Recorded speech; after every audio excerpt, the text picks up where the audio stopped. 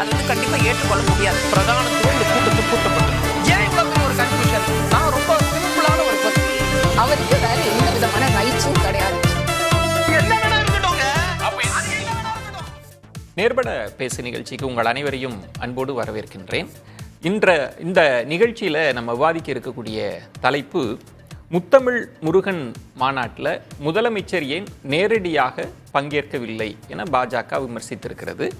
பக்தர்கள் விரும்பக்கூடிய ஆட்சியைத்தான் நாங்கள் வழங்கி கொண்டிருக்கிறோம் என முதலமைச்சர் மு.க.ஸ்டாலினும் பதில் கொடுத்திருக்கிறார். இன்னொரு புறம் திமுகவினுடைய தோழமை கட்சியான மார்க்சிஸ்ட் கம்யூனிஸ்ட் கட்சி ஏன் ஒரு அரசு ஒரு மத விழாவை நடத்த வேண்டும், மத சார்பற்ற கோட்பாட்டிற்கு இது எதிராக இருக்கிறது என்கிற விமர்சனத்தையும் முன்வைத்திருக்கிறது. ஆகவே இந்த முத்தமிழ் முருகன் மாநாடு என்பது பேசுபொருளாக மாறி இருக்கிறது. இதையே நம்ம விவாத பொருளாக மாற்றியிருக்கிறோம். முருகன் மாநாடு யாருக்கு சாதகம், யாருக்கு நெருக்கடி, இந்த பொருளை தான் நம்ம விவாதிக்க இருக்கிறோம். நான் கருத்துரையாளர்களை உங்களுக்கு அறிமுகம் செய்து விடுகிறேன். திமுகவிலிருந்து வழக்கறிஞர் திரு மதிவாணன் அவர்கள் வணக்கம். வலதுசாரி ஆதரவாளர் திரு நித்யானந்தன் அவர்கள் வணக்கம். தமிழ் தேசிய பேரியக்கத்திலிருந்து திரு மணியரசன் அவர்கள் வணக்கம். தமிழ் தேசிய விடுதலை இயக்கத்திலிருந்து திரு தியாக அவர்கள் வணக்கம். தியாக, மணியரசன், உங்களிடமிருந்தே தொடங்குறேன். இந்த முத்தமிழ் முருகன் மாநாடு விவாத பொருளாக மாறி இருக்கிறது. இது ரெண்டு கோணமாக பார்க்கலாம். பாஜக சொல்வது, நீங்கள் ஒரு மேம்போக்காக இந்த விழாவை நடத்துறீங்க, முதலமைச்சர் நேரடியாக பங்கு பெறலை, உதயநிதி ஸ்டாலின் அவர்கள் கூட போகலை அப்படின்னு. இன்னொரு பக்கம் மார்க்சிஸ்ட் கம்யூனிஸ்ட் கட்சி சொல்வது, ஏன் ஒரு அரசு இந்த விழாவை நடத்தணும் அப்படின்னு. இந்த மத்தளத்துக்கு இரண்டு பக்கமும் அடி மாதிரி இந்த விழாவை வைத்து ரெண்டு பக்கமும் விமர்சனம் இருக்குது. உங்கள் முதல் கட்ட பார்வை என்ன? முதல் கட்ட பார்வை, இப்போ நான் தமிழ் தேசிய பேரியக்கத்தினுடைய தலைவராக இருக்கிறதோட தமிழ் வழிபாட்டுரிமை, தமிழர் ஆன்மீகம் ஆகியவற்றுக்கான தெய்வத்தமிழ் பேரவையின் ஒருங்கிணைப்பாளராகவும் இருக்கிறேன். களப்பணியில் அனைத்து ஜாதியினர் அர்ச்சகராக வேண்டும், கருவறையில் தமிழ் மந்திரமே ஒலிக்க வேண்டும் என்பதற்கான போராட்டங்களை நடத்தி வருகிறோம். இந்த நிலையில் முத்தமிழ் முருகன் உலக மாநாடு என்பது யாருக்கு சாதகம் என்று நீங்கள் ஒரு கேள்வி கேட்டுருக்கீங்க. ஸ்டாலின் தனக்கு சாதகமாகத்தான் இந்த மாநாட்டை ஏற்பாடு செய்திருக்கிறார். 2026 தேர்தலுக்கான ஒரு வாக்கு சேகரிப்பு மாநாடு இது. தமிழுக்கு ஆதரவாகவோ அனைத்து ஜாதியினர் அர்ச்சகராவதற்கு ஆதரவாகவோ இந்த மாநாடு நடத்தவில்லை. ஏன்னா அதையெல்லாம் அம்போன்னு கீழே போட்டார். 2021 ஆட்சிக்கு வந்த உடனே ஆகஸ்ட் மாதம் 2021 ஆகஸ்ட் மாதம் அன்னை தமிழில் அர்ச்சனை என்று சென்னை கபாலீஸ்வரர் கோயிலில் தொடங்கி வச்சு பெரிய கோயில்கள், முக்கியமான கோயில்கள் 47 கோயில்களில் நாங்கள் அன்னை தமிழில் அர்ச்சனை பண்ண போகிறோம் என்று சொன்னாங்க. சுத்தமாக அதை பற்றி பேச்சே இல்லை. அது நடைமுறைக்கு வராத வகையிலே அதுக்கு போட்டாங்க. யாராச்சும் தமிழில் அர்ச்சனை பண்ண விரும்பினா அவங்க வெளியில் போர்டில் அவங்க அந்த அர்ச்சகருடைய கைபேசி இருக்கும், அந்த கைபேசி அவரை கூப்பிட்டு நம்ம ஏற்பாடு பண்ணிக்கணும் என்று நடைமுறைக்கு சாத்தியம் இல்லாமல் அது கொண்டு வந்தாங்க. அதை பற்றி பேசுகிறதே இல்லை. சேகர்பாபுவும் பேசுறதில்லை, ஸ்டாலினும் பேசுறதில்லை, திமுகவும் பேரல, யாரும் பேரல. அன்னை தமிழ் அர்ச்சனை என்னாச்சு, ஏன் அம்போன்னு விட்டீங்கன்னு. அடுத்து அனைத்து ஜாதியினர் அர்ச்சகராகிறது என்ற இதில் ஒரு 28 பேரை அமர்த்தினாங்க. கேரளாவில் முதல்ல அமர்த்தினாங்க. இவங்க ஒரு திமுக வந்த பிறகு 2022 ஒரு 28 பேரை அமர்த்தினாங்க. அதில் ஒரு 8 பேர் பட்டியல் வகுப்பை சேர்ந்தவங்க, 4 பேர் பட்டியல் சேர்ந்தவர். அதை எதிர்த்து வழக்கு நடக்குது. சென்னை உயர்நீதிமன்றத்தில் வழக்கு நடக்குது. அந்த வழக்கில் தாங்கள் போட்ட திட்டத்தை செயல்படுத்துறதுக்கு இல்லாமல் எதிர்த்தரப்போட சமரசமாகி சமரசமாக ஒரு திட்டம், அதாவது அக்ரஹாரத்திலிருந்து வழக்கு போடுறாங்க, பெரும்பாலும் பிராமணர்கள் வழக்கு போடுறாங்க, ஆஸ்திகர்கள் என்று சொல்லிக்கொள்பவர்கள் வழக்கு போடுறாங்க. அவங்களோட சமரசமாகி அட்வொகேட் ஜெனரல் சண்முக சுந்தரம் இருக்கார், அவர் மூலம் என்ன சொல்லி வைக்கிறாங்கன்னா, காம்ப்ரமைஸாக 2 பேருக்கும் பொதுவாக தீர்ப்பு. அந்த அவர் ராஜஸ்தான்கார் முனீஸ்வர்நாத் பண்டாரி தலைமை முதன்மை இங்கே சென்னை உயர்நீதிமன்றத்தில் தலைமை நீதிபதியாக இருந்தார். நீதிபதி மாலா இவங்களுடைய அமர்வு அதில் என்ன பஞ்சாயத்து பண்ணுறாங்கன்னா, ஒரு கமிட்டி போடுங்க, கமிட்டி போட்டு ஆகம கோயில் எது, ஆகமம் இல்லாத கோயில் எதுன்னு கண்டுபிடிச்சி ஆகம கோயிலில் அந்த ஆகமத்தை சேர்ந்தவங்கள அர்ச்சகராக போடுறதுக்கு பார்ப்போம். இஷ்டத்துக்கு போட முடியாது, ஆகமம் இல்லாத கோயிலில் அரசாங்கம் போட்டுக்கட்டும் என்பதை சொல்கிறார் முனீஸ்வர்நாத் பண்டாரி. எதிர்த்தரப்பு வழக்கு போட்டவங்களும் அதை ஒத்துக்கிறாங்க, அரசும் ஒத்துக்கிட்டு காம்ப்ரமைஸாக கமிட்டி போடுறது. அதுக்கு கமிட்டிக்கு தலைவர் யாருன்னா முன்னாள் நீதிபதி சொக்கலிங்கம் என்று அவங்களே சொல்கிறாங்க. திரு மணியரசன், நான் தவறுதலா மத்தளத்துக்கு 2 பக்கம் அடின்னு சொல்லிட்டேன். 3வது பக்கமும் நீங்க கொடுக்குறீங்க. தமிழ் மொழியில வந்து அர்ச்சனை செய்யணும். அவர் தான் எல்லாருக்கும் அடி கொடுக்குறாரு. ஸ்டாலின் தான் எல்லாருக்கும் அடி கொடுக்குறாரு. இப்ப முதலமைச்சர் பேசுறதுல அவருக்கு என்ன அடி இருக்குதுல? ஆலய வழிபாடுகள்ல தமிழ் மொழி முதன்மை பெற வேண்டும். அதுதானே சொல்றீங்க. திருக்கோயில் கருவறைக்குள் மனிதர்க்கிடையே பாகுபாடு காட்டாத சமத்துவம். இதானே முதலமைச்சரோட அறிவிப்பு. மிகச் சரியா சொல்றீங்க. அதுதான் அவர் கடைசியில் அந்த அறிக்கையில கொடுக்குறாரு. நேற்று காணொலி மூலம் நேராக போனாக்க என்ன நினைச்சாரு தெரியல, காணொலி மூலம் பேசுறாரு இந்த மாநாட்டில். வந்து நேராக போயிருக்கணுங்கிறது தான் அது சொல்ல தெரியல. நீ நேராக போயிருக்கணுன்றீங்க. ஆமாம், அது கூட போகாமல் என்னத்துக்கு மாநாடு? ஏன் போனால் என்ன தீட்டு ஓட்டிக்குமா? நான் இது மட்டும் நீங்கள் சொன்னது மேற்கோள் காட்டுறது இல்லை. இது ஒரு விளக்கம் கொடுங்களேன். பாஜகவும் நீங்கள் நேரில் போயிருக்கணும். நீங்கள் இந்து மத விரோதி. பாஜகவுக்கு நோக்கம் வேற. உங்கள் நோக்கம் பாஜக சமஸ்கிருதம் இருக்கணும், பிராமணர்கள் இருக்கணும், அதை மாற்றணும்னு நினைக்க மாட்டாங்க அவங்க. அதில் நாங்கள் சொல்கிறது அனைத்து ஜாதியினர் அர்ச்சகராக வேண்டும், போலி நாடகம் ஆடாதீர்கள் என்று சொல்கிறோம். அடுத்தது அன்னை தமிழ் கருவறை அர்ச்சனை மொழியாக வேண்டும், போலி நாடகம் ஆடாதீங்கன்னு சொல்கிறோம். அவர் சொல்கிறார் பாருங்க. இதில் இந்த பாருங்கள், நீங்கள் தான் படிச்சீங்கல்ல, பல்துறை அறிஞர்கள் பழனியில் சங்கம் இந்த மாநாட்டுக்கு என்னுடைய வாழ்த்துக்கள். ஆலய வழிபாடுகளில் தமிழ் மொழி முதன்மை பெற வேண்டும். என்னாச்சு நீங்கள் அன்னை தமிழ் அர்ச்சனை என்னாச்சு? ஏன் அதை பற்றி இந்த நீண்ட அறிக்கை ஒன்றும் பேசலை? எந்த முயற்சி இருக்கல? அம்போன்னு போட்டீங்க. அடுத்தது கருவறையில் சமத்துவம் வேண்டும், அனைத்து ஜாதியினர் அர்ச்சகராக இருந்தாலும் அது அர்த்தம் உள்பொருள். ஏன் அம்போன்னு போட்டீங்க? உங்களுக்கு யார் தடை போட்டாங்க? அவங்க என்ன சொல்கிறாங்க, இந்த இதில் கூட முனீஸ்வர்நாத் பண்டாரி இருந்த தீர்ப்பில் கூட நீங்களாக எதிர்த்தரப்பில் போய் சமரசம் ஆகிட்டீங்க. அது தப்பு. அது ஒரு பக்கம். அவங்க கூட சொல்கிறாங்க ஆகமம் இல்லாத கோயில்களில் நீங்கள் வந்து எல்லாரையும் அர்ச்சகராக போட்டுக்கலாம், ஆகமத்தை பார்த்து அதில் போட்டாங்கன்னு பார்ப்போன்னு சொல்கிறாங்க. ஆகம கோயில் ரொம்ப குறைச்சி தான் இருக்கும். அது மாதிரி கூட நீங்கள் யாரையுமே போடவில்லையே. எல்லாருடைய நம்பிக்கைகளுக்கும் செவி கொடுக்கிற அரசு. எல்லாரும் பிற்போக்கான நம்பிக்கைக்கும் தமிழ் வரக்கூடாது, அனைத்து ஜாதியினர் அர்ச்சகராக கூடாதுங்கிற நம்பிக்கைக்கும் நீங்கள் நம்பிக்கை கொடுப்பீங்க. அவங்க கோரிக்கைக்கும் அனைத்து ஜாதியினர் அர்ச்சகர் கூடாது, பிற்படுத்தப்பட்டவன் தாழ்த்தப்பட்டவன் சூத்திர போயிலோ உள்ளே போயிடக்கூடாது, பஞ்சமம் போகக்கூடாதுன்னு சொல்கிறான். அதுக்கும் நீங்கள் செவி கொடுப்பீங்க, அதுக்கு ஆதரவாக இருப்பீங்க. உதயநிதி அவர்கள் சொல்வது இது ஆன்மீக மாநாடு கிடையாது, இது தமிழரினுடைய பண்பாட்டு மாநாடு அப்படின்னு திமுக சொல்லுது. திமுக சார்பாக அரசு சார்பாக சொல்கிறாங்க. அதுலேயும் உங்களுக்கு சந்தோஷம் இல்லையா? பண்பாடு என்ன பண்ணீங்க? பண்பாடு தமிழர்கள்ட்ட வர்ணாசிரமம் கிடையாது, சமத்துவமாக இருக்கணும் பண்பாடு. தமிழ் அர்ச்சனை பண்ணணும். என்னை நன்றாய் இறைவன் படைத்தனன், தன்னை நன்றாய் தமிழ் செய்யுமாறு. அது பண்ணக்கூடாது. அதுக்கு நீங்கள் எந்த முயற்சி எடுக்க மாட்டீங்க. போகிற போக்கில் கடைசியில் பேரில் என்ன தந்திரம் இதுங்கிறேன். இந்த 2 விஷயத்தை அம்போன்னு விட்டுட்டீங்க. அனைத்து ஜாதியினர் அர்ச்சகராகணும் அது அம்போன்னு விட்டுட்டீங்க. அன்னை தமிழ் அர்ச்சனையை அம்போன்னு விட்டுட்டீங்க. ஆனால் முருகனை கொண்டாடுறாங்களே, முத்தமிழ் முருகனை. அதான் தேர்தல் 2024 தேர்தல் வந்து முருகனை கும்பிடுறவங்களுடைய ஓட்டு வாங்குறதுக்காக. இல்ல அதுக்கு நமக்கு ரெக்கார்டு இல்ல, டேட்டா இல்ல. என்ன டேட்டா வேணும்? முருகனை கும்பிடுறவங்க அப்புறம் அடுத்தது 2019 இருந்து அவங்க வெற்றி பெற்றுட்டு தான் இருக்கிறாங்க. இப்ப முருகனை கொண்டாடி தான் அவங்க வெற்றி பெறக்கூடிய நிலைமையில இருக்காங்களா? நிலைமை இருக்கலாம். நீங்க எப்படி இப்ப நிலைமை நல்ல கேள்வி. இது இப்ப என்னன்னா, இப்ப தமிழ் உணர்வு அதிகமாயிடுச்சு. தமிழன் இப்போ புதுசாக கட்சி ஆரம்பிக்கிறவங்களாம் திராவிடம்லாம் சொல்கிறது இல்லை, தமிழன் அந்த உணர்வு வந்துருச்சு. நல்லா தமிழ் தேசியம் வளர்ந்துருச்சு. எனவே இந்த நேரத்தில் தமிழ் தேசியத்தோடு இணக்கமாக இருக்கிறதுக்கான ரொம்ப திராவிடத்தை சொன்னோம்னா பாதிக்கப்படும். இன்னும் சந்தேகம் வந்துருச்சு அவங்களுக்கு. ஆனால் இதுவரைக்கும் வேலை கொண்டு அரசியலை முருகனை அரசியலுக்கு கொண்டு வந்த எல்லாருமே தோல்விதான் அடைஞ்சிருக்காங்க. அது நாம் தமிழராக இருக்கலாம், பாஜக ஸ்டாலினுக்கு மறைமுக சொல்றீங்களான்னு தெரியல எனக்கு. இல்ல, நான் சொல்வது அறுபடை வீடுல 5 படையில திமுக தானே ஜெயிச்சிருக்கு. ஜெயிக்கட்டும். அப்புறம் அதை எப்படி தேர்தலா சொல்ல முடியும்? இப்ப ஏன் எனக்கு இந்த மாநாடு எதுக்கு? இந்த மாநாடு எதுக்கு நான் கேட்கிறேன்.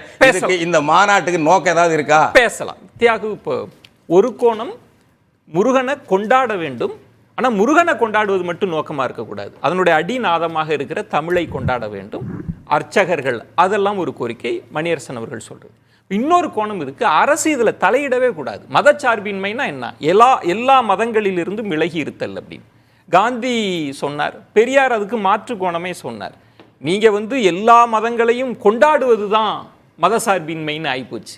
பெரியார் சொன்னது எல்லா மதத்திலிருந்து அரசு விலகி இருக்கணும். இப்போ மார்க்சிஸ்ட் கம்யூனிஸ்ட் கட்சி அந்த கோரிக்கை வைக்குது. உங்கள் பார்வை என்ன இந்த மாநாடு குறித்து? அதாவது மாநாடு வந்து பக்தி வளர்ப்பதற்கான மாநாடாக, இந்து என்று சொல்லப்படுகிற ஒரு சமய சார்புடைய மாநாடாக இருக்குமானால் அவங்க சொல்கிறது போல் அது அரசோட வேலை இல்லை. ஒரு செக்குலர் ஸ்டேட்டுக்கு இது வேலை இல்லை. பக்தி வளர்ப்பதோ பக்தி மறுப்பதோ எதுவுமே தேவையில்லை. எல்லா மதத்தவரையும் நம்பிக்கையையும் போற்றுவது அதுதானே இருக்க முடியும். இந்து சமய அறநிலைத்துறையோட வேலை என்ன? நம்பிக்கையற்றவர்களுக்கும் நம்பிக்கை இருக்குல்ல, நம்பிக்கையற்றவர்களுக்கு இது இல்லைங்கிறதுல நம்பிக்கை இருக்குல்ல, அவங்களுக்கு நீங்கள் என்ன செய்ய போகிறீங்க? பக்தர்களும் மற்ற பக்தர்கள்னு சொன்னாலே அவங்க ஒரு மத பக்தர்கள் தானே. மதமே சார்பில்லாத ஒரு பக்த கூட்டம் இருக்கா இல்லையா? அப்படி இருக்காங்களாங்கிற அப்படி ஒருத்தர் இல்லை. நீங்கள் முருகன் மாநாடு நடத்தி இந்து மத பக்தர்களை நிறைவு செய்ய விரும்புகிறீங்க. தமிழர் பண்பாடை போற்றோன்னு அதுக்கு தான் வர்றேன். அது அடுத்த விஷயம். இப்போ இதில் இந்த சமய சொற்பொழிவாளர்கள் கலந்துக்கிறாங்க, அறுபடை வீடுகளின் கண்காட்சி வைக்கிறீங்க, என்னென்னமோ வைக்கிறீங்க. அதுக்குடைய நோக்கங்கள் ஒரு பக்கம் இருக்கட்டும். இன்னொரு பக்கத்தில் தமிழ் ஆராய்ச்சியில் முருகனுக்கு ஒரு முக்கிய இடம் இருக்குது. எந்த சமயச்சார்பும் வழிபாடும் செய்யாத பெரிய அறிஞர்கள் கூட கைலாசதி கொண்டவர்கள்லாம் முருகனை பற்றி ஆய்வு செய்திருக்கிறாங்க. பல தமிழறிஞர்கள் ஆய்வு செய்திருக்கிறாங்க. இங்கேயே உலகத்தமிழ் மாநாடுகளின் போதெல்லாம் முருகனை பற்றி அவர் எப்படி தமிழ் பண்பாட்டின் அடையாளம் என்பது பற்றி பல ஆய்வு அறிக்கைகள் வைக்கப்பட்டிருக்கு. 98 இந்த Asian studies institute of Asian ஸ்டடீஸில் ஒரு பன்னாட்டு மாநாடு நடந்துச்சு. அது ஸ்கந்த முருகன் என்ற தலைப்பில் நடந்துச்சு. அந்த மாநாட்டில் நம்ம பேராசிரியர் மருதமுத்து அவர்கள் ஒரு ஆய்வறிக்கை வச்சார். முருகன் அறத்தின் கடவுள் அப்படின்னு ஒரு தலைப்பு கொடுத்து முருக வழிபாட்டினுடைய வரலாறு என்ன, பின்னணி என்ன, இதை ஏன் பேச வேண்டிய கட்டாயம் இருக்குதுன்னா, முருகனை ஆரியம் களவாடி கொண்டது, தனதாக்கி கொண்டது, அவனுக்கு புதிய பெயர்களை சூட்டி கொண்டது, புதிய உறவுகளை கற்பித்து கொண்டது. முருக வழிபாடு தமிழ் சமூகத்தில் தோற்றமெடுத்த காலத்தில் இதெல்லாம் இல்லை, பெரிய அளவில் இல்லை. அதை போய் சிவனோடு விஷ்ணுவோடு மற்றவரோடு உறவுபடுத்துகிற வேலையெல்லாம் அன்றைக்கி இல்லை. அது ஒரு பழங்குடி சமுதாயமாக தமிழ் சமுதாயம் தொன்மை தமிழகம் இருந்த காலத்தில் நடுகள் வழிபாடு இருந்துச்சு. புறநானூறு அகநானூற்றில் போர் பற்றி எழுதப்பட்டுச்சு. அதில் எதுலேயும் இந்த மாதிரியான வழிபாடுகள் இல்லை, சமய வழிபாடுகள் இல்லை. ஒரு திணை சமூகமாக இருந்துச்சு. முருகன் ஒரு பக்கம் குறிஞ்சி நிலத் தலைவனாக அந்த மக்களை காக்கின்ற, அதன் வழி அறம் காக்கிற ஒரு வீர தலைவனாக காட்டப்பட்டான். அப்படி இருந்தான், வரலாற்றில் இருந்தான். ஒரு முருகன் அல்ல, அதுபோல் நிறைய முருகன்கள் இருந்தார்கள். இவர்களுடைய ஒரு கூட்டுருவம், ஒரு அருவமான ஒரு கான்செப்ட், அறத்திற்காக போரிடுகிற ஒரு தலைவன் என்ற ஒன்று தேவைப்பட்டுச்சு. தமிழ் சமூகம் பழங்குடி நிலையில் இருந்து வளர்ச்சி பெற்று ஒரு தேசிய இன சமூகமாக ஒருங்கமைகிற போது அதற்கான ஒரு அடையாளம் தேவைப்பட்டுச்சு. அந்த அடையாளமாகத்தான் முருகன், முருக வழிபாடு என்பது தோன்றியது. நடுகள் வழிபாட்டிலிருந்து தொடங்கி முருக வழிபாட்டு திணை வழித் தலைவன் என்ற நிலையிலிருந்து தொடங்கி அது மொத்த தமிழ் சமூகத்திற்குமான ஒரு அடையாளமாக உருப்பெற்றது. இதில் இந்து மதம்னு பிற்காலத்தில், அந்த காலத்தில் இந்து மதம்னு ஒன்றும் கிடையாது. ஆரியர்கள் படையெடுத்து வந்ததற்கு பிறகு அந்த கடவுளர்களோடு இவரை ஒருவராக்கி அதில் உறவுபடுத்தி அதற்கு புதிய புதிய பெயர்கள் சூட்டி புதிய புதிய கதைகளை உருவாக்கி கந்த புராணம் போன்ற புராணங்களை உருவாக்கி இந்த முருகனை களவாடி கொண்டு விட்டார்கள். இப்போ நீங்கள் பாருங்கள், அவர் சுப்பிரமணிய சாமியாக இருக்கிறாரு, தண்டாயுதபாணிய சுவாமியாக இருக்கார், அவருக்கு வள்ளி மட்டும் இல்லை தெய்வான யானையை முடிவெடுக்கிறாங்க, அவருக்கு அண்ணன் பிள்ளையார் அவரோட பழத்துக்கு சண்டை போடுறாரு, அவங்க அப்பா சிவபெருமான், அம்மா பார்வதி. திருவிளையாடல் படத்தில் இதெல்லாம் காட்டி தானே ஏபி நாகராஜன் ஒரு சித்திரத்தை உருவாக்குறார். ஆனால் இப்போ இந்த மாநாட்டை பற்றி நீங்கள் என்ன? அந்த மாநாட்டில் இந்த மாநாடு முருகனை தமிழ் பண்பாட்டின் அடையாளமாக கருதுவதாக இருந்தால், உதயநிதி அதை நிலைநிறுத்துவதாக இருந்தால், அது என்ன? ஆனால் நடந்த நிகழ்ச்சிகள் அப்படி இல்லையே. நம்ம சேகர் பாபு அதை சித்தரிக்கிற விதமும் இந்த மடாதிபதிகளை கூட்டி வைத்து கொண்டு அவர்கள் நடத்தக்கூடியதும் பக்தி சொற்பொழிவுகளும் வழிபாட்டுக்கு தரப்படுகிற முக்கியத்துவமும் எந்த அளவு ஆய்வுக்கு தரப்பட்டதும் தெரியாது. ஒன்றே ஆதாயம் என்னன்னா, முருகனை பற்றி ஒரு விவாதத்திற்கு இது வழிவகுத்திருக்கு. ஆனால் பெயர் இந்து சமய அறநிலைத்துறை தானே, இந்து சமய அறநிலையத்துறையினுடைய பெயரை இந்து சமய அறநிலைத்துறை, அங்கு அந்த மக்களின் நம்பிக்கைக்காக ஒரு விழா. இல்ல ஒரு உலகிய அரசுல, ஒரு செக்குலர் ஸ்டேட்ல, மதச்சார்பற்ற அரசில் ஒரு மதத்தின் பேரில் ஒரு அறநிலையத்துறை இருக்குன்னா அது அந்த மதத்தை வளர்ப்பதற்கானதாக இருக்காது. அது எதுக்கு எப்படி தொடங்கினாங்க? பிரித்தானியர் காலத்திலேயே தொடங்கப்பட்டுடுச்சு. ஏன்னா அன்னைக்கு வந்து அவங்க என்ன பார்த்தாங்கன்னா, இவையெல்லாம் இவற்றுக்கு ஒரு ஆன்மீக பணிகளை மட்டும் செய்து கொண்டிருக்கிற நிறுவனங்களா இல்லை. இந்த கோயில்கள், மடங்கள், மற்றவை எல்லாம் அவற்றுக்கு சொத்துக்கள் இருந்தன, உடைமைகள் இருந்தன. பக்தர்களிடமிருந்து பெறப்படுகிற வரும்படி மட்டுமல்ல, நிறைய நிலங்கள் இருந்தன. இந்த சொத்து உடைமைகளிலிருந்து வருமானம் வந்துச்சு. இதை ஒழுங்குபடுத்த வேண்டிய ஒரு கட்டாயம் அரசுக்கு இருந்துச்சு. பிரித்தானிய அரசை பொறுத்த வரைக்கும் அவங்களுக்கு வரி வசூல் முக்கியம். இதையெல்லாம் கணக்கில் கொண்டு அந்த வேலைகளை ஆரம்பித்தாங்க. நீதி கட்சி அரசாங்கம் வந்தபோது அவர்கள் இந்து சமய அறநிலையத்துறையை உருவாக்கி அந்த சட்டம் கொஞ்சம் கொஞ்சமாக திருத்தப்பட்டு ஒரு இறுதி வடிவம் பெற்றுச்சு. இப்போ நான் என்ன கேட்குறேன்னா, ஒரு இந்து மத நம்பிக்கை இல்லாதவர் கூட இந்து சமய அறநிலையத்துறைக்கு அமைச்சராக இருக்கலாம். எனக்கு தெரிஞ்சு நெடுஞ்செழியன் இருந்திருக்காருன்னு நினைக்கிறேன். காமராஜர் காலத்தில் வந்து இந்து கோயில்களில் நுழையக்கூடாதுன்னு தடுக்கப்பட்ட தாழ்த்தப்பட்டவர்களைச் சேர்ந்த ஒருவரை இந்து அறநிலையத்துறை அமைச்சராகவே வச்சிருந்தார். அவங்கெல்லாம் இந்து அறநிலையத்துறை அமைச்சர்கள் தான் பெரும்பாலும் இருந்தாங்க. இப்போ கேரளாவில் ராமகிருஷ்ணன் இருந்தார். சரி, குருவாயூர் கோயிலுக்குள்ளே போகும்போது அவர் சட்டையை கேட்டணும், துண்டு போடணும்னாங்க. எனக்கு நம்பிக்கை இல்லை, ஆனால் உள்ளே வரணும், எனக்கு வேலை இருக்குது, எல்லாத்தையும் ஆய்வு பண்ணணும், நான் போட்டுக்கிறேன்னு சொல்லி போனார். ஆக இதுக்கும் அந்த இந்து நம்பிக்கை. ஆனால் இப்போ சேகர் பாபு இந்த பொறுப்பில் இருந்து கொண்டு வரிசையாக செய்து கொண்டிருக்கிற காரியங்கள், கோமாதா பூஜை வரைக்கும் போயிட்டார். அமைச்சர் போய் மாட்டுக்கு பின்னால் நின்று மணி அடித்து கொண்டு தீபாராதனை காட்டக்கூடிய அளவுக்கு போயிட்டார். அவர் என்ன சொல்றாருன்னா, மார்க்சிஸ்ட் கம்யூனிஸ்ட் கட்சியினுடைய இந்த விமர்சனம், ஒரு அரசு விலகி இருக்கணும். இல்லை, மார்க்சிஸ்ட் கம்யூனிஸ்ட் கட்சி பார்வையில் ஒரு குறை இருக்கு. என்ன குறை இருக்குன்னா, அவங்களுக்கு தமிழ் பண்பாடு, தேசிய இன பண்பாடு என்ற பார்வை இல்லை. அது ஒரு அருவமான சமயச்சார்பற்ற நிலை பற்றி பார்க்குறாங்க. முருகனை பற்றி அவங்க பார்வை என்ன? அது வேற ஒரு டிபேட். ஆனால் இது முருகன் மாநாடு, இது வந்து நீங்க வந்து இது வேற ஒரு மாநாடு இருந்துச்சுன்னா மொட்டையா அது மாதிரி சொல்லிட்டு போயிடலாம். இது தமிழ் பண்பாட்டுக்குள் இருக்கிற முருகனை கொண்டாடுற மாநாடு. அதுல என்ன கேள்வின்னா, சேகர் பாபு என்ன விளக்கம் தராருன்னா, ஒரு படைப்பு கடவுளாகலாம் முருகன் எந்த இதுலயும் அவருடைய வரலாற்றுல இல்லை. ஒரு பண்பாட்டு கடவுள் மட்டும்தான். அது அறத்தின் கடவுள், நீதியின் கடவுள். சரி, தமிழ் சமூகத்தை ஒருமிப்பதற்கான ஒரு அடையாளம், ஒரு குறியீடு, ஒரு தொன்மம், அவ்வளவுதான். ஆனா இதில் திரு சேகர் பாபு சொல்ற விளக்கம் முருக பக்தர்களால் கொண்டாடக்கூடிய ஒரு நிகழ்ச்சி. இந்த இத்தகைய விமர்சனங்களால் அந்த மகிழ்ச்சியை பண்பாட்டு அடையாளமாக முருகனை கொண்டாடுவதற்கு பக்தர்களே வேண்டியதில்லை. பக்தர்கள் கொண்டாடணும், அவங்களும் தமிழர்கள் தானே. இப்போ நீங்க தமிழர்கள் அனைவருக்குமாக நடத்துகிறோம்லாம் ஸ்டாலின் சொல்ல மாட்டேங்கிறார். இது பக்தர்களுக்காக தான் சொல்றார். பக்தர்கள் போற்றுகிற ஆட்சின்னு இவரு சொல்றார். பக்தர்களின் அரசு ஒரு குழப்பம். பக்தர் இல்லாதவர்களுக்கெல்லாம் அரசு இல்லையா? அது குழப்பம் இருக்குன்றீங்களா? ஆமா, குழப்பம் இருக்கு. அவங்க நேரடியாக அப்படி சொன்னீங்கன்னா நீங்க என்ன பண்ணணும்னா, முருகனை எப்படி ஆரியத்திலிருந்து மீட்கப் போகிறீர்கள், அதற்கான வழியை சொல்லுங்க, அதை எடுத்துக்கிட்டு போங்க.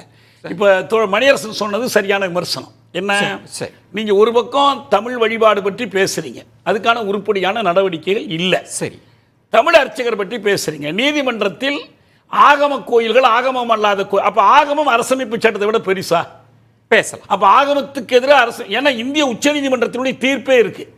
இந்த ஆகமம்லாம் பேசினாலும் அர்ச்சகராகிறது ஆகலாம், எல்லா சாதியிலும் அர்ச்சனை ஆகலாங்கிறது உச்ச நீதிமன்ற தீர்ப்பு.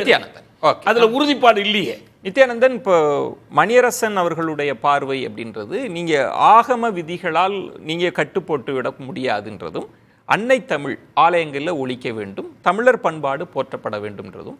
தியாகு இன்னொரு இடத்துக்கு நீங்க அவர் அந்த விஷயத்தை நகர்த்துறார். நீங்க இந்து மதத்தோடு சேர்ந்து இந்த விழாவை நடத்துறீங்க அப்படின்னா, அப்போ தமிழர்களுக்கான விழாவா இருக்கா, இது மாநாடா இருக்கான்ற கேள்வி. ஆனால் பாஜக தரப்புல வைக்கிற விமர்சனன்றது உள்ளுக்குள்ள இருக்கிற உட்கூறுகள்ல இல்லை, வெளியில அரசியலா பார்த்து முதலமைச்சர் வந்தாரா, விளையாட்டுத்துறை அமைச்சர் வந்தாரா, இவங்களுக்கு நம்பிக்கை இல்லை அப்படின்னு மேலெழுந்த வாரியா பாக்குறீங்களே. உள்ளுக்குள்ள உங்களுக்கு என்ன சிக்கல் இருக்கு? அவங்க வந்துட்டா சந்தோஷப்பட்டுருவாங்களா? அனைவருக்கும் வணக்கம். முருகன் தமிழ் கடவுள் என்று சொன்னார்கள். அந்த மாநாட்டில் பங்கேற்றவர்களிலே ஒரு விளம்பரம் உள்ள ஒரு மனிதன் என்று சொன்னால் சுக்கிசிவம். சுக்கிசிவம் அவர்கள் முருகனை ஏற்றுக்கொள்கிறேன், சுப்பிரமணியத்தை ஏற்றுக்கொள்ள மாட்டேன், சிவனை ஏற்றுக்கொள்ள மாட்டேன், நாராயணனை ஏற்றுக்கொள்ள மாட்டேன், விஷ்ணுவை ஏற்றுக்கொள்ள மாட்டேன் என்றெல்லாம் பேசிக்கொண்டிருக்கிறார். அங்கேயும் அப்படி தான் பேசினார் அவர். அதனால் அவரை கூப்பிட்டு இது நடத்தும் போது இது பக்தர்களுக்காக நடத்தப்பட்ட கூட்டம் அல்ல. இது ரொம்ப தெளிவாக இருக்கணும். நம்ம இது வாக்கு வங்கிக்காக நடத்தப்பட்ட. அதில் என்ன வாக்கு வங்கி? இந்துக்களுடைய வாக்குகளை எல்லாம் பெற வேண்டும் என்ற ஒரு இப்ப இது வரைக்கும் கிடைக்கலையா? இது 2019 கிடைக்கலையா? 24 கிடைக்கலையா? நல்ல கேள்வி, அவரையும் கேட்டீங்க. இது வரைக்கும் கிடைச்சது. இந்த 26ல் சரிவு ஏற்படுமா என்ற அச்சம் ஏற்பட்டிருக்கு. இல்ல, இதுதான் சொல்லப்பட்டது. கருப்பர் கூட்டத்துக்கு சொல்லப்பட்டது. இந்துக்கள் எழுச்சி பெற்று விட்டார்கள். 19ல தோல்வியை தள்ளுவாங்க, 24ல தோல்வியை தள்ளுவாங்க, 21ல எங்கேயும் ப்ரூவ் ஆகலையே. அப்படிலாம் ஒன்னும் தோல்வியை தள்ளுவல, இந்துக்கள் எதிரா போகலையே திமுகவுக்கு. 26 வரல, இனிமே தான் தெரியும் உங்களுக்கு. ரெண்டாவது, முருகனை ஏதோ ஆரியர்கள் வந்த பிறகு தங்களுடைய ஆக்கிக் கொள்கிறார்கள் என்றெல்லாம் சொன்னார்கள். மிக தெளிவாக அருணகிரிநாதர் தன்னுடைய திருப்புகழில் முருகன் என்று சொன்னால் மும்மூர்த்திகளை குறிப்பிடுகிறார். அருணகிரிநாதர்னா கைவர் கணவாய் வழியாக வந்தவரா? புரியுதுங்களா? அதனால் அவர் என்ன சொல்கிறார்? மூ என்றால் முகுந்தன், ரூ என்றால் ருத்தன், ஆ என்றால் கமலத்தில் அமர்ந்திருந்த பிரம்மணன் சொல்கிறார் அருணகிரியார். இதே கருத்தை நம்முடைய சிவாச்சாரியர் சொல்கிறார். இல்லை, இப்போ நித்யானந்தன், எனக்கு ஒரு விளக்கம். அவர்கள் சொல்லுவது, நீங்க தமிழ் பண்பாட்டின் அடையாளமாக முருகனை முன்னிறுத்தி நீங்க இந்த விழாவை மாநாட்டை நடத்தலைன்னு அவங்க விமர்சிக்கிறாங்க. உண்மையா இது தமிழ் பண்பாட்டை நீங்க ஏன் விமர்சிக்கிறீங்கன்னு கேட்கிறேன். உங்களுக்கு என்ன சிக்கல்? தமிழ் பண்பாட்டை இவர்கள் பிரதிபலித்து அதை நடத்தவில்லை. வாக்கு வங்கியை மனதில் வைத்து என்ன செஞ்சிருக்கணும் அந்த மாநாட்டில்? என்ன அன்னை தமிழ் முழங்கி இருக்கணும்ன்றீங்களா? அறநிலையத்துறை ஏதேனும் பிரச்சனைகள் கோவில்களை ஏற்பட்டால் அதை சரி செய்து விட்டு வெளியே வர வேண்டும். அதுதான் சட்டப்படி இந்து அறநிலையத்திற்கு வேலை. சரி, அதற்கு மேலாக சென்று எப்படி வழிபாடு நடத்த வேண்டும், எங்கே வழிபாடு நடத்த வேண்டும், மாநாடு நடத்துவது, இவையெல்லாம் அறநிலையத்துறைக்கு தொடர்பில்லாதது. வேற யார் நடத்துவது? அத்துமீறியது. அது பக்தர்கள் பார்த்துக்கொள்வாங்க. பக்தர்கள்னா கோடிக்கணக்கில் எல்லாருமே பக்தர்கள் பார்த்துக்குவாங்க. கோயிலில் வரக்கூடிய பக்தர்கள் அந்த அரங்காவலோடு சேர்ந்து செய்வார்கள். இதுவரைக்கும் நடக்கலையா? தொடர்ந்து கும்பாபிஷேகம் நடந்தது, தொடர்ந்து கோயில்கள். இல்ல, இப்ப நித்யானந்தன், நீங்க இந்த மாநாட்டை விமர்சிப்பதற்கு என்ன காரணம்னு கேட்கிறேன். அதுல ஏதாவது மாநாட்டுல இதை செஞ்சிருக்கணும், இதை செய்யல அப்படின்னு அவர்கள் சொல்றாங்க. அன்னை தமிழ் இல்ல. மாநாட்டினுடைய அடிப்படை தன்மையே நான் தவறுன்றேன். யார் நடத்துற மாநாடு அப்படின்னு பார்க்கின்ற பொழுது சனாத்தனத்தை ஒழிப்போம் என்று சொன்னவர் வாழ்த்து சொல்லக்கூடிய மாநாடா இருக்கிறது. சார், அவர் சொல்றாரு இது ஆன்மீக மாநாடு கிடையாது, தமிழர் பண்பாடு மாநாடு. அதுல உங்களுக்கு மாற்று கருத்து இருக்கா? என்ன தமிழர் பண்பாடு? அப்போ இஸ்லாமும் கிறிஸ்துவமும் தமிழர் பண்பாடு மாநாடு ஏத்துக்க மாட்டீங்களா? சொல்லுங்க. தமிழில் மொழியில் இங்கே வழிபாடு நடத்தணும்னு சொன்னால் இஸ்லாமியர் கிறிஸ்தவர்கள் தமிழ் மொழியில் வழிபாடு நடத்தணும்னு கேட்க மாட்டீங்களா? இல்லை, இப்போ வள்ளலாருக்கு தமிழ்நாட்டுக்கு வெளியே இருக்கிறதா? வள்ளலாருக்கு விழா எடுக்கிறாங்க, அதுக்கு முதலமைச்சர் போகலை. அன்னைக்கு உங்களோட போன்றவர்கள் யாரும் அதை விமர்சிக்கலையே? ஏன் இந்த விழாவுக்கு நீங்க போகலை? இல்லை, வள்ளலார் ஏன் அப்போ பேசலை யாருமே? வள்ளலார் மாநாட்டில் நாங்களே பங்கெடுத்து கொண்டோம், அவங்க வரணுங்கிற அவசியமே கிடையாது. அப்புறம் ஏன் இதுக்கு விமர்சனம்? இதுக்கு ஏன் விமர்சனம்னா சுகிசிவம் போன்றவர்களெல்லாம் வந்தாங்க சார். அது தனி மனிதர், தனி மனிதர் இல்லை, அழைப்பின் பேரில் வந்தாங்க. ரெண்டாவது, ஆதீனங்களை எல்லாம் அழைத்து பெருமைப்படுத்தினார்கள், நான் பாராட்டுகிறேன். ஆனால் இதே ஆதீனங்களை மயிலாடுதுறையிலே என்ன செய்தார்கள் அதை நாம் தெரிந்து கொள்ள வேண்டும். சுருக்க வேண்டான்றேன். இதுவா விவாதம்ன்றேன். நீங்க தனி நபரா ஒரு பிரச்சனையை கருதுனீங்கன்னா எந்த பிரச்சனையும் நம்ம பேசவே முடியாதுன்றேன். நான் என்னங்க, ஆளுங்கட்சி மொத்தமாக செய்தது என்ன, அவர்களுடைய கொள்கைக்கும் கோட்பாட்டுக்கும் விரோதமானது என்று சொல்லி ஆதீனத்தை அவர்கள் தாக்கி பேசினார்கள். என்ன தாக்கி பேசினாங்க? பல்லக்கில் ஏறுவது, எப்படி ஆதீனம் பல்லக்கில் போகலாம் என்றெல்லாம் கேட்டார்கள். யார் பேசினத? திராவிட முன்னேற்ற கழகம் தான் பேசி. யார் பேசின? யாரும் பேசலையே. ஏன் பேசாமல நான் பேசிருக்கேன். கூட்டணி கட்சியினர் பேசியதையும் ஒரு அரசு பேசுறதையும் நீங்க போட்டு குழப்பிக்கிறீங்க. என்ன நடவடிக்கை எடுத்தீங்க? அது வேற. இப்ப நீங்க கோல் போஸ்ட மாத்திட்டீங்க. என்னுடைய கேள்வி, இந்து சமய அறநிலைத்துறை நடத்துது சார் இந்த பண்டிகையில, இதுல உங்களுக்கு என்ன சிக்கல்ன்றதா? அதான் முதலியே குறிப்பிட்டு விட்டு, இந்து சமய அறநிலைத்துறைக்கு இது நடத்துகின்ற அதிகாரமே கிடையாது. நீங்க சொல்ல இந்து சமய அறநிலைத்துறையே கூடாது, உரிமையே கிடையாது அவங்களுக்கு. அவங்க பார்வையாளர்களா உள்ள போய் ஏதாவது பிரச்சனைகள் இருந்தால் தீர்த்து வைத்து வெளியே வர வேண்டும் என்பதுதான் சட்டம். அது சட்டம் இல்ல. ஆமா, அதுதான் சட்டம். சட்டம் இல்ல, அது அப்படி இல்ல. சட்டம் உள்ள போய் எப்படி பூஜை நடத்த வேண்டும் என்றெல்லாம் தலையிடக்கூடாது. இந்த முருகன் மாநாடு நடத்துவதற்கு இந்து சமய அறநிலைத்துறைக்கு அதிகாரம் இல்லை, சட்டம் இல்லைன்னு எங்கேயுமே சட்டம் கிடையாது. அப்படிலாம் ஒண்ணு கிடையவே கிடையாது. நீங்க இல்லாத ஒரு சட்டத்தை சொல்லுங்க. இல்லைங்க, அறநிலைத்துறைக்கு அதுக்கு அந்த உரிமை இருக்கா பாருங்க. உரிமை இருக்கு சார். கிடையாது. நீங்க தவறா சொல்றீங்க. இல்ல, நீங்க ஏதாவது சொல்லுங்க, ஏதாவது மேற்கோள் காட்டுங்க. அறநிலைத்துறை ஏன் தோற்றுவிக்கப்பட்டது அதை சொல்லுங்க, அதுல உங்களுக்கு பதில் கிடைச்சிடும். அறநிலைத்துறை கோயிலில் ஏதாவது பிரச்சனைகள், முறைகேடுகள் நடந்தால் அங்கே நுழைந்து அந்த முறைகேடுகளை சரி செய்து விட்டு வெளியே வந்து விட வேண்டும். அதுதான் சொல்லியிருக்காரு. பாயிண்ட் என்னன்னா, நீங்க வெளியே வந்து விட வேண்டும் என்பதன் நோக்கம் வந்து இந்து சமய அறநிலைத்துறையே கூடாது என்பது உங்கள் பார்வை. அது எனக்கு மாற்று கருத்து இல்லை, அது உங்கள் கருத்து. இந்த மாநாட்டில் ஏதாவது சிக்கல் இருக்கா? இந்த மாநாடு நடத்துவது யாருக்கு சாதகம் யாருக்கு பாதகம், அதுக்கு என்ன பதில்னு கேட்கிறேன். திராவிட முன்னேற்ற கழகத்துடைய வாக்கு வங்கி சரிந்து கொண்டிருக்கிற காரணத்தினால அதிலிருந்து ஏதாவது பெற முடியுமா என்று முயற்சி செய்கின்ற ஒரு முனைப்பாகத்தான் இந்த மாநாட்டை பார்க்கிறேன். ஆனால் ஆறுமுகத்திற்கு ஜலதோஷம் பிடித்தால் எந்த மூக்கிலே சிந்துவார் என்று 6 முகம் இருக்கிறவே என்று கேட்டவர்கள், நட்டக்கல் பேசுமோ என்று கேட்டவர்கள், இன்றைக்கு நம்முடைய இந்து சமய கோயில்களிலே வந்து மாநாடு நடத்துகிறால் அது மனமாற்றத்தினால் ஏற்பட்டிருந்தால் அவர்களை நான் பாராட்டுகிறேன், அவர்களுக்கு என்னுடைய மகிழ்ச்சியை தெரிவித்துக் கொள்கிறேன், வாழ்த்துகிறேன். இந்து சமய அறநிலைத்துறை அமைச்சருக்கு பக்தி இருக்கா இல்லையா?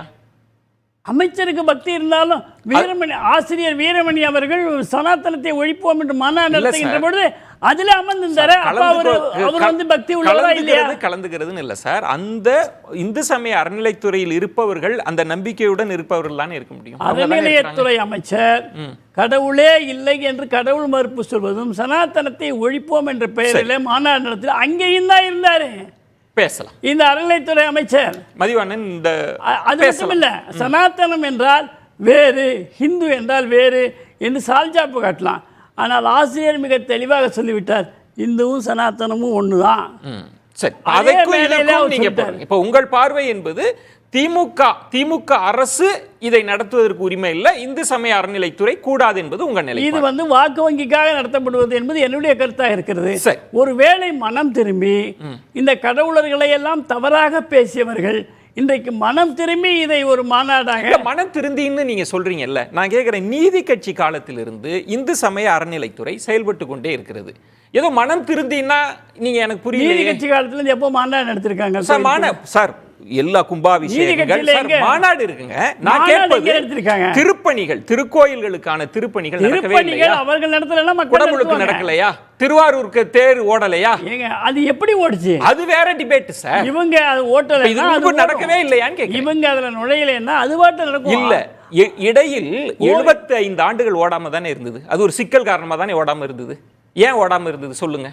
ஏன் ஓடாம இருந்துச்சு சொல்லுங்க? இல்லைங்க, நீங்க ஏதேனும் அங்கு நடைபெறவில்லை என்று சொன்னால் அங்கே உள்ள பக்தர்கள் ஒன்று கூடி அதை எப்படி சரி செய்வது என்று தீர்மானிப்பார்கள். அறநிலைத்துறை என்று உள்ளே நுழைகின்ற போது யாரும் அதை யாருக்கு உள்ளே செல்வது என்று புரியாமல் விழித்தார்கள். 75 வருஷம் அந்த மாநாடு யாருக்கு சாதகம் யாருக்கு பாதகம் அப்படின்ற இடத்தில் பலவிதமான விமர்சனங்கள் இருக்கு. அணுக்க சக்தியாக இருப்பவர்களும் விமர்சிக்கிறாங்க. தமிழ் பண்பாட்டின் கூறுன்னு திரு உதயநிதி ஸ்டாலின் பேசுறாருன்னா நீங்க தமிழ் பண்பாட்டின் படி நீங்க நடக்கல அப்படின்னு.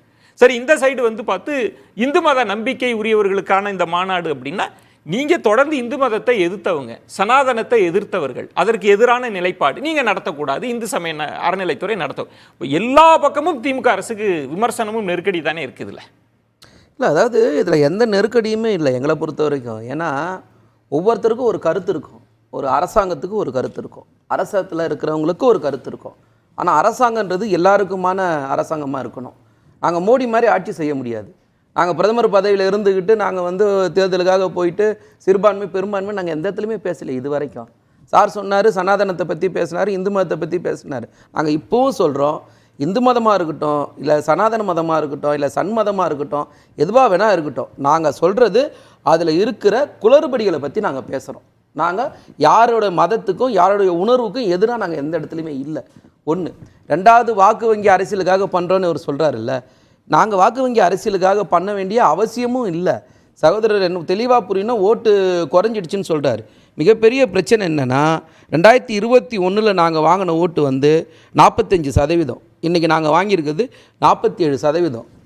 ஐயாவுக்கு வந்து சந்தேகம் இருந்தால் போய் எடுத்து செக் பண்ணி. சரி, வாக்கு வங்கிக்கு இல்லைன்னா வேறு என்ன நோக்கம்? இந்த முருகன் மாநாட்டின் நோக்கம் என்னன்னு கேட்குறாங்களே. இல்லை, என்ன நோக்கம்னா ஒவ்வொரு காலகட்டத்தில் ஒவ்வொரு விஷயங்கள் தேவைப்படும் சார். நீங்கள் நேற்று ஒரு விஷயம் இருக்கும், இன்றைக்கி ஒரு விஷயம் இருக்கும், நாளைக்கு ஒரு விஷயம் இருக்கும். இன்றைக்கி பக்தர்களுக்கு அது தேவைப்படுதுன்னு அவங்க கேட்கும்போது இந்து அறநிலையத்துறையா, அதாவது நீங்கள் சொன்னது 1920 பனங்கல் அரசர் கொண்டு வந்த அந்த சட்டத்திலேருந்து, அதாவது 100 வருஷத்துக்கு முன்னாடியில் இருந்து அந்த சட்டம் ஒரு இந்து அறநிலையத்துறையோட சில வேலைகளை அவங்களுக்கு கொடுத்துருக்காங்க. அதோட அடிப்படையில் நாங்கள் இங்கே இந்து அறநிலையத்துறையை செயல்படுது. அதை கடந்து இந்த அரசுக்குன்னு ஒரு நோக்கம் இருக்குல்ல, அண்ணன் சொன்ன மாதிரி அன்னை தமிழ் அர்ச்சனை செய்யப்படும், அனைத்து சாதியின் அர்ச்சனை ஆகலாம், அதே மாதிரி பெண் ஓதுவார்கள் நியமிச்சது, இதெல்லாம் யார் சார் செஞ்சது? திமுக தானே சார். இல்ல அது நடக்கலன்றாங்க. அது அத்தனை கோரிக்கைகள் அந்த முழக்கங்கள் எல்லாம் நீங்க போட்டுட்டு நீங்க இந்த பண்டிகை விழாவை மாநாட்டை நடத்துறீங்க. ஒன்று, அந்த மாநாட்டின் உட்கூறாக இப்போ ஏன் திமுக வந்து தீபாவளிக்கு வாழ்த்து சொல்றது இல்லைன்னா அதுக்கு பின்னாடி ஒரு கோட்பாடு இருக்கு. அந்த கோட்பாடுல நீங்க நின்னீங்கன்னா நிக்கல, இந்த மாநாட்டின் தன்மை அப்படி இருக்குன்றாங்க. அப்போ கொள்கை அளவுலையும் இந்த அரசுக்கு சிக்கல் இருக்கு, வலுவுதுன்றது தானே விமர்சனம். சார், அரசுக்குன்னு ஒரு கொள்கை இருக்குன்னு சொல்றீங்கல்ல சார், அரசாங்கம் எல்லாருக்கும் தானே அரசாங்கம். அப்போ மத நம்பிக்கையோடு இருக்கிறவங்களுக்கு எதிராக நாங்கள் செயல்பட சொல்றீங்களா நீங்கள்? அப்போ அவங்களுடைய உணர்வுக்கு அப்போ மரியாதை இல்லையா? அப்போ இந்த நாட்டில் எல்லாருக்கும் ஒரு உணர்வு இருக்குது, எல்லாருக்கும் அந்த மரியாதை நம்ம கொடுக்கணும். நீங்கள் அவங்களுக்கு எதிராக நம்ம எப்படி செயல்பட முடியும்? அவங்களையும் நம்ம அரவணைக்கணும். இல்லைன்னு அண்ணன் சொன்ன மாதிரி கடவுள் இல்லைன்னு சொல்கிறவங்களையும் அரவணைக்கணும், இருக்குதுன்னு சொல்கிறவங்களையும் அரவணைக்கிறோம். அதுக்கு தான் நம்ம ஆட்சி செய்கிறோம். நீங்கள் ஒதுங்கி நில்லுங்கன்னு சொல்லி யாரையும் நம்ம கட்டாயப்படுத்த முடியாது. மதன்றது ஒவ்வொருத்தருடைய தனிப்பட்ட உரிமை, தனிப்பட்ட விருப்பம். அவங்க விரும்புகிறாங்க, விரும்பலை, கும்பல்ன்றது அவங்களுடைய செயல்பாடு. ஸோ பக்தர்களுக்கான மாநாடு இது. ஆமாம், அதாவது அதை நம்புறவங்களுக்கான மாநாடு. அதை நீங்கள் பக்தியாக நம்பினா பக்தியாக இருக்கிறவங்களுக்கு நம்ம மாநாடு, பண்பாடாக நம்புறவங்களுக்கு பண்பாடுக்கான மாநாடு, கலாச்சாரமாக நீங்கள் நம்பினீங்கன்னா கலாச்சாரத்துக்கான அது ஒரு மாநாடு. இல்லை, இப்போ பண்பாடுக்கான மாநாடுன்னு நாங்கள் நம்புகிறோம், வரவேற்கிறோம், முருகனுக்கு மாநாடு நடத்தி தான் ஆகணும், அதில் எங்களுக்கு மாற்று கருத்து இல்லை. ஆனால் அது தமிழ் பண்பாடு மாநாடா இல்லை, முதல்ல தமிழே இல்லையே, அதுக்கு முதன்மை இல்லையே அப்படின்ற விமர்சனத்தை நீங்க எப்படி சொல்லுவீங்க? எப்படி தமிழ் பண்பாடு மாநாடுன்னு சொல்ல? இப்போ நேற்று காலையிலேருந்து இன்னைக்கு வரைக்கும் தமிழை தவிர அந்த மேடையில் வேற ஏதாவது ஒரு மொழி ஒழிச்சுதா? இப்படி ஒரு கேள்வி யாராவது பதில் இருக்கா? நிச்சயமா கிடையாது. தமிழ் தான் ஒழிக்குது. உலகத்தில் இருக்கிற எல்லா நாட்டில் இருக்கிறவங்களும் வந்திருக்காங்க, அவங்க ஒவ்வொருத்தரும் தன்னுடைய கருத்தை சொல்றாங்க. நீங்க ஒரு விஷயம்தான் சார், அதாவது யார் இதை குறை சொல்றா, அவங்களுடைய நோக்கம் என்ன? இப்போ பிஜேபி குறை சொல்லுது, இல்லை ஆர்எஸ்எஸ் குறை சொல்லுது, இல்லை இங்கே இருக்கிற கட்சிக்காரங்க சிலர் குறை சொல்கிறாங்கன்னா அவங்களுடைய நோக்கத்தை நீங்கள் பார்க்கணும். என்ன நோக்கம்? அவங்களுடைய நோக்கம் என்னன்னா, அவங்களுக்கு கடைசியாக அவங்க நம்பி இருந்தது இந்த நாட்டில் இருக்கிற பிஜேபி. உதாரணத்துக்குன்னு வச்சிங்களேன், பிஜேபியோட மிகப்பெரிய ஆயுதம் என்ன? மதம். அந்த மதத்தை மட்டும்தான் அவங்க வச்சு அரசியல் பண்ணியிருக்காங்களே தவிர வேற எதை வச்சு அவங்க அரசியல் பண்ணலை. வளர்ச்சி கொடுப்பேன்னு சொன்ன மோடி அவர்கள் கூட வளர்ச்சி கடைசியா இப்ப நான் இப்படி புரிஞ்சுக்கிட்டுமா, பாஜக எங்களை இந்து மத விரோதியாக சித்தரித்தாங்க, விமர்சிச்சாங்க, அதுக்கு நாங்க எதிர்வினையாக இந்த மாநாட்டை நடத்தி இருக்கோம் அப்படின்னு புரிஞ்சுக்கலாமா? அது திரும்பவும் சொல்ற, இது ஒரு துறையோட வேலை, இந்து அறநிலையத்துறையோட வேலை. அது அரசோட சம்பந்தப்பட்டது தான். இல்ல, அதுதான் சொல்றேன், தனி என்டிட்டி. அதாவது தனியா என்டிட்டி இல்லைனாலும் இது மற்ற துறைகள் மாதிரி இல்லாம வெள்ளையரோட ஆட்சி காலத்திலேயே உருவாக்கப்பட்ட துறை. நீங்க அந்த காலகட்டங்களில் இது எப்படி செயல்படுதுன்னு எல்லாருக்குமே தெரியும். இன்னைக்கு நம்ம ஆட்சிக்கு வந்ததுக்கு அப்புறம் நீங்க பாத்தீங்கன்னா இதோட செயல்பாடு ரொம்ப முக்கியம் இல்ல. நீங்க இன்னைக்கு இந்த 38,625 கோயில் இருக்கு இந்து சமய அறநிலையத்துறைய கட்டுப்பாட்டில். அதுல பாத்தீங்கன்னா 1 கோடி ரூபாய்க்கு மேல இருக்கிற வருமானம் உள்ள ஒரு கோயில்னு பாத்தீங்கன்னா மதுரை மீனாட்சி அம்மன் கோயில், ஆறுபடை வீடு, திருவரங்கம், இந்த மாதிரி ஒரு குறிப்பிட்ட கோயில் தான். அதே இடத்துல 10,000 ரூபாய் கீழே வருமானம் இருக்கிற கோயில் பாத்தீங்கன்னா 34,082 கோயில் இருக்கு. சரி, சோ இந்த 2 கோயிலையும் செயல்படுத்தணும். இந்த 2 கோயில்களையும் செயல்படுத்தணும் வரும்போது அரசாங்கம் வருஷத்துக்கு 100 கோடி கொடுத்து ஒரு கால பூஜைன்ற அடிப்படையில் நீங்க சொல்வது திருப்பணிகளை நாங்க செய்யறோம். நித்யானந்த் என்ன சொல்றாருன்னா இந்து அறநிலையத்துறை அதுக்குள்ள செயல்படக்கூடாது, அதுல இருந்து வெளியே வரணும்னு சொல்றாரு. நான் என்ன கேட்கிறேன், சோம்நாதர் ஆயர் கோயில் இருக்குல்ல, அதுல மோடி அவர்கள் இன்னைக்கு வரைக்கும் ட்ரஸ்டியா இருக்காரா இல்லையா? அமித்ஷா இருக்காரா இல்லையா? யோகி ஆதித்யநாத் இருக்காரா இல்லையா? அப்ப நீங்க ஏன் அதை கடந்துட்டு நேரா இங்க பேசுறீங்க? அது இன்னொரு தலைப்பு, அது விரிவாக பேச வேண்டியது, அதுக்கான நேரமும் நமக்கு இல்லை. இந்த மாநாடு குறித்தே தொடர்ந்து பேசலாம்னு நினைக்கிறேன். திரு மணியரசன், தமிழ் மொழியில் வழிபாடு, அனைத்து சாதியினரும் அர்ச்சகராக்க வேண்டும், இந்த 2 தான் உங்களுக்கு இந்த மாநாட்டில் விமர்சனமா இருக்கு, சரியா? இது மட்டும் தான் இல்லை, அந்த நேரத்தில் அதான் சொன்னேன். நேற்று இந்த மாநாட்டில் நடந்த ஒரு கொடுமையை பாருங்க. திராவிடர் விடுதலைக் கழக தலைவர் தோழர் குளத்தூர் மணி அமைப்பை சேர்ந்தவர்கள், அந்த மாவட்ட செயலாளர் மருதமூர்த்தி மற்றும் ஒரு 6 தம்பிகள், 7 பேர் ஒரு புத்தகம் விற்பனை செய்கிறாங்க. அதாவது புத்தக தலைப்பு பழனி கோயில் வழிபாட்டு உரிமையை பறித்த பார்ப்பனர்கள் தலைப்பு. ஏற்கனவே உள்ள புத்தகம், எதுக்காக புதுசாக போடலை அவங்க, ஏற்கனவே போட்டது அவருடைய விலை 30 ரூபா, இதுக்காக 10 ரூபாய்க்கு விற்கிறாங்க. அதில் என்னென்னா செப்பேட்டு செய்திகள், கல்வெட்டு செய்திகள், தமிழ் பண்டாரங்கள், தமிழின பண்டாரங்கள் தான் அர்ச்சகராக இருந்தாங்க. திருமலை நாயக்கருடைய தளபதியாக இருந்தவன் ராமப்பையங்கிறவன் வந்து அவர்களை பண்டாரத்தை நீக்கிவிட்டு வலுக்கட்டாயமாக ஐயர்களை கொண்டு வந்து அதுவும் தெலுங்கு ஐயர்களை கொண்டு வந்து இதாக ஆக்கினான். வந்து ராமப்பையன் தான் ஆக்கினான் அர்ச்சகரா. தமிழர்கள்ட்ட இருந்த கோயில் இப்படி போயிடுச்சு அர்ச்சகர்னு அந்த அவ்வளோதான். அது வேறு எந்த கடவுள் மறுப்பும் எந்த அவதூறும் இல்லை. அந்த புத்தகம் எடுத்துட்டேன். கைது பண்ணுறாங்க. சேர்வாவு தெரியாமல் கைது பண்ணுறாங்களே, 7 பேர் கைது பண்ணுறாங்க. சமூக பதற்றத்தை என்ன பதற்றம் வருது? வரலாற்று செய்திங்க, வரலாற்று செய்தி. தமிழை அர்ச்சனை பண்ணிட்டு இருந்தவனா நீக்கிவிட்டாங்க. அந்த வரலாற்று செய்தியை செப்பேடுகளை எடுத்து சொல்கிறதுக்கு உரிமை இல்லையா? அதை அந்த பையங்க வேற கடவுள் மறுப்போ எந்த நாத்திய பிரச்சாரம் எதுவுமே செய்யலை. சட்டம் ஒழுங்கு சிக்கல் வரும். என்ன சட்டம் ஒழுங்கு சிக்கல் வருது? இதை சரிங்கிறீங்களா? அப்படின்னாக்க பண்டாரங்களை தமிழனா அங்கே இருந்தவனை நீக்கினது சரிங்கிறீங்களா? அங்கே அந்த மாநாட்டில் போய் அந்த புத்தகத்தை விற்ப வெளியில் உள்ள மாநாட்டு பந்தல்குள்ள இல்லை, வெளியிலன்றது வெளியிலே விற்க கூடாது. நீங்கள் அதுதான் உங்களுடைய ஜனநாயகம், பகுத்தறிவு, தந்தை பெரியார், குருநாதர், அண்ணா காட்டிய வழி இதானே. அவங்கள கைது பண்ணுறீங்க. கொளத்தூர் மணி கடுமையாக கண்டன அறிக்கை வெளியிட்ட பிறகு அவங்கள விடுறாங்க. இது ஒன்று நடக்குது. திமுகன்ற கட்சிக்கு ஒரு நிலைப்பாடு இருக்கலாம், திமுகன்ற அரசு அதை கருத்துரிமை படிக்கிறீங்களா? அப்படின்னாக்க நான் சொல்கிறேன், நான் கடவுள் மறுப்பே சொல்லலாம்ல, எனக்கு உரிமை இருக்கா இல்லையா?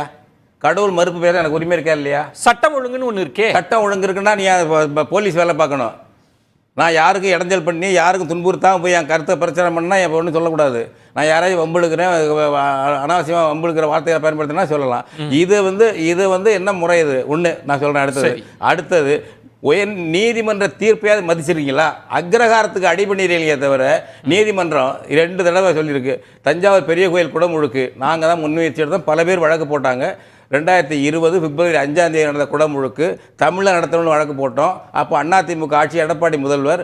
அப்போ தீர்ப்பு என்ன கொடுத்தாங்க தெரியுங்களா? நீதிபதிகள் வந்து துரைசாமியும் ரவீந்திரனும் அமர்வு என்ன சொன்னாங்கன்னா, அரசாங்கம் போய் மனு கொடுத்துருச்சு. எடப்பாடி அரசு நாங்கள் தமிழ்லேயும் நடத்துகிறோம், சான்ஸ்கிரிட்ல நடத்துகிறோம், பாதி நடத்துகிறோம்னு இவங்களே சொல்லிட்டாங்க. மனு அரசாங்க சார்பிலே பதில் மனு போட்டாங்க. இது அரசாங்கம் சொல்லிட்டாங்க, 2 நடத்துனாங்க. நாங்கள் போய் கணக்கட்டு முதல் தடவையாக பெருவுடையார் கோயில் கும்பத்தில் ஒரு தமிழ் ஓதுவார் மந்திரம் ஓதி தண்ணி ஊற்றினார் வந்துச்சு. அடுத்தது கரூர் கோயிலுக்கு கிருபாகரன் புகழேந்தி அமர்வு மதுரையில், அதுக்கு ஆர்டர் வாங்கினோம். சுருக்கமாக இதையெல்லாம் எடுத்து காட்டி சேகர்பாபுட்ட பார்த்து அப்போ ஆணையராக இருந்த குமரகுருபர்ன்ற சொல்லி அந்த நம்ம சென்னை வடபழனி முருகன் கோயில் குடமுழுக்கையும் பழனி குடமுழுக்கையும் தமிழில் நடத்துங்கன்னு கேட்டதுக்கு மறுத்து விட்டார்கள். இந்த தீர்ப்பு என்னங்க? மறுத்து விட்டார்கள். தீர்ப்பு நகலையே கொடுத்தோம் சேகர்பாபு கிட்ட. எந்த கோயிலையாவது 1000 கோயில் பட்டியல் போடுறீங்க, 1000 கோயில் நடத்தின கும்பாபிஷேகம் 1300 கோயில்னு ஒரு இதுல தமிழ் நடத்தீங்களா? தீர்ப்பு இருக்கு. தீர்ப்பு இருக்கும் போது அதை செயல்படுத்த மறுத்து அக்ரஹாரத்துக்கு அடிபணிஞ்சு தலையில தூக்கி எறிஞ்சிட்டு சான்ஸ்கிரிட்ல பண்ணிக்கிட்டு இருக்கீங்க குடமுழுக்கு. மணியரசனை வந்து அந்த இடத்துல போய் புக்கு கொடுத்தாங்க அப்படின்னு சொல்றாரு. இந்த நாட்டில் திரும்பவும் நான் முதல் சுற்றுலேயே சொன்னதை, எல்லாருக்கும் உரிமை இருக்குது, ஆனால் இடம் பொருள் எவல்னு ஒன்று இருக்குது. அந்த இடத்துல ஒரு அசம்பாவிதம் ஏதாவது ஒரு நடந்தால் அப்போ யாரை குற்றம் சொல்லுவீங்க? அப்போ எங்களை தானே குற்றம் சொல்லுவீங்க. ஸோ அந்த இடத்துல தவிர்க்க தான் ஆசைப்படுறோமே தவிர நீங்கள் அதை கொடுக்கவே கூடாதுன்னு நாங்கள் சொல்லலை. நீங்கள் ஏன் அதை செய்கிறீங்கன்னு நாங்கள் கேட்கல. அதுக்குன்னு ஒரு இடம் பொருள் எவல் இருக்குது, அந்த இடத்துல நடத்துங்க, கூட்டம் நடத்துங்க, அனுமதி பெறுங்க, எல்லாத்தையும் செய்யுங்க. மொழி உரிமை இருக்குது இந்த நாட்டில். நாங்கள் சார் திராவிட மாடல் ஆட்சி, திரும்பவும் சொல்கிறேன், எல்லாருக்குமான அரசாக இருக்கணும்னு தான் நாங்கள் முதல்ல இருந்தே சொல்கிறோம். ஆலய வழிபாட்டில் எல்லாருக்கான உரிமையாக இருக்கணும்னு நாங்கள் சொல்கிறோம். நாங்கள் ஆரிய வழிபாட்டை எந்த இடத்துலையும் வந்து நாங்கள் ஆமோதிக்கலை. ஆரிய வழிபாடுன்றது முழுக்க வந்து அது சிலையை பிரதிஷ்டை பண்ணுறதா இருக்கட்டும், இல்லை பிரதேச கண்ட்ரோல் பண்ணுற மந்திரமாக இருக்கட்டும், இல்லை மந்திரத்தை கண்ட்ரோல் பண்ணுற பார்ப்பனாக இருக்கட்டும், யாராவனா இருக்கட்டும். ஆனால் நாங்கள் சொல்கிறது என்னென்னா, அரசாங்கத்துக்குன்னு ஒரு நிலைப்பாடு இருக்குது, கட்சிக்குன்னு ஒரு நிலைப்பாடு இருக்குது. ஆனால் அரசாங்கம் வரும்போது எல்லாருக்குமான அரசாங்கம், எல்லாருக்கும் செய்ய வேண்டிய ஒரு கடமை இருக்குது. நீங்கள் சொல்கிற அந்த குற்றச்சாட்டு வந்து அந்த இடம் பொருள்ன்றது தான் பிரச்சனை. இல்லை, இப்போ ஒரு அரசாங்கம் எல்லா மதத்தினரையும் சமமாக பாவித்தல் அப்படின்றது ஒரு நிலைப்பாடு, மதத்திலிருந்து விலகி இருத்தல், எல்லா மதங்களிலிருந்தும் விலகி இருத்தல் என்பது ஒரு நிலைப்பாடு. இப்போ நீங்கள் எல்லா மதத்தையும் எல்லா நம்பிக்கைக்கும் நாங்கள் காது கொடுக்குறோன்னா சிக்கல் வந்துடுதே, சித்தாந்த சிக்கல் வந்துடுதே. அப்புறம் இல்லை, அதாவது எல்லா மதத்துக்கும் எல்லா உணர்வுக்குன்றது ஒரு வார்த்தை நீங்கள் சொல்கிறீங்கல்ல. நாங்கள் இப்போ தளபதி வந்து வாழ்த்து சொல்கிறதுல இவங்க சொன்னாங்கல்ல, உதாரணத்துக்கு அவர் இன்னைக்கு வரைக்கும் தன்னோட நிலைப்பாட்டை அவர் மாற்றிக்கலை. ஆனால் முதலமைச்சராக இருந்து இந்த மக்களுக்கு என்ன செய்யணும், இந்த மக்களுக்கு தேவையான எல்லா உணர்வும், நான் திரும்ப சொல்கிறேன், மத உணர்வு இல்லை, பேச்சுரிமையாக இருக்கட்டும், எல்லா உணர்வுகளுக்கும் அவர் அடிப்படையாக சப்போர்ட் பண்ணுறாரே தவிர யாரையும் எதிர்த்து நாங்கள் பண்ணலை. நான் திரும்ப சொல்கிறேன், நாங்கள் மோடி மாதிரி ஆட்சி செய்யலை. முதல்ல அதை நீங்கள் உணரணுன்றதை நான் திரும்ப சொல்கிறேன். உயர்நீதிமன்ற தீர்ப்பை செயல்படுத்த மறுக்கிறீங்களே தமிழ் அர்ச்சகர் வழியாகிறதுக்கு ஏன் அதாவது உயர்நீதிமன்ற தீர்ப்பு இருக்கும்போது அதை நகல் கொடுக்கும்போது நீங்க ஏன் அதை செயல்படுத்தல உங்க ஆட்சி? இல்ல, அது எந்த அண்ணன் சொன்னது எடப்பாடி பழனிசாமியோட ஆட்சியில் அது வந்தது ஆர்டர்னு சொன்னாரு. அதுக்கப்புறம் அதோட நிலைப்பாடு என்னன்றது அண்ணன் சேர்த்து சொல்லணும். அதுதான் நான் சொல்றேன். கோர்ட்டோட நிலைப்பாடு என்னன்றது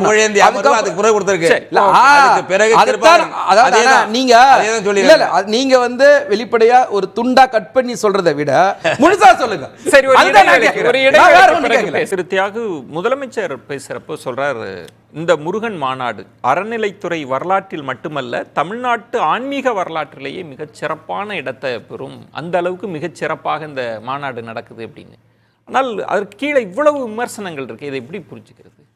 நான் அடிப்படையாக சொல்லக்கூடிய விமர்சனம் குற்றாய்வு என்னன்னா, தமிழ் பண்பாடு, முருகனை தமிழ் பண்பாட்டின் அடையாளமாக கருதுகிற மாநாடு என்றால் அங்கு ஓங்கி ஒலிக்க வேண்டிய முழக்கம், வரவேண்டிய ஆய்வுரை, இயற்றப்பட வேண்டிய தீர்மானங்கள், முருகன் எப்போ இந்து மதத்தில் சேர்ந்தார், முருகன் எப்படி இந்துவாக்கப்பட்டார், இதுக்கான பின்னணியை சொல்லணும்.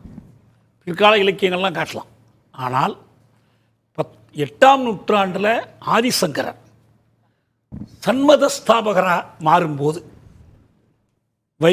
சைவம், வைணவம், கௌமாரம், சாக்தம், காணபத்தியம், சௌரம், இந்த 6 விதமான வழிபாடுகளை ஒன்றா இணைச்சு அதை ஷண்மதமாக உருவாக்குறார்.